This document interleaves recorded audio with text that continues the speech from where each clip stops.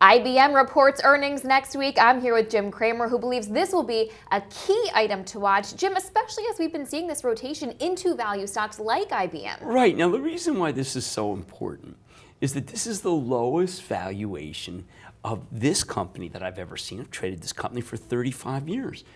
And with valuation meaning that on next year's earnings, because I think next year's a breakout. Next year is the year where 65, maybe even a little bit more percent of the company is software.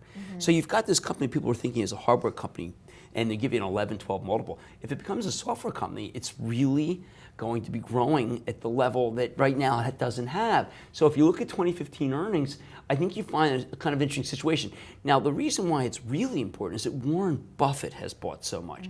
And if you've noticed that people have been slagging Warren. Last week in this piece about how he's lost his touch, basically. Well, IBM is a big position of his. And you know, people, if they see that one go higher, they'll look at some of his other names.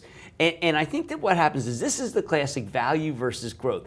A company that right now doesn't have any growth, the revenues are going down, versus high flyers with huge growth, and the money's going to IBM.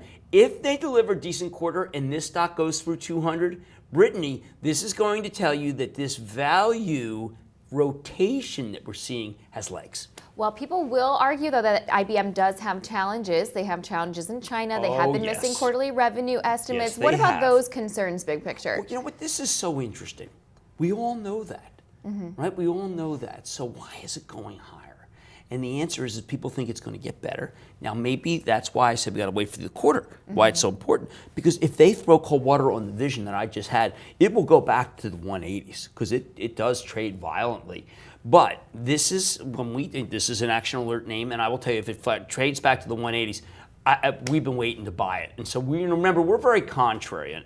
We can't buy them when they're hot. That just takes them up higher. We have to buy them when they're not. And IBM is one that I want to have much bigger position in fractional. Great. So you advise us to watch the 180s levels. If we get there, then it's time to buy? It would be great. It would be a gift. I'm just, if the rotation continues, though, it won't trade down. Any way to gauge how long this rotation will continue? I think that, yes. You watch Microsoft, because Microsoft has not come down at all this year. It's down less than, it was 31, 32 is, 20, 41, 42. It really has done nothing, okay? And it yields almost 3%. And what you have in Microsoft is a new CEO. And people have a lot of hope there, and you have a lower valuation. But if that stock starts slipping like Yahoo has, then I think the money will flow back to the Splunk's work days. That's the one to watch. Okay, that helps to have a barometer. Thanks so much, Jim Cramer. Have a good one. I'm Brittany Umar for The Street.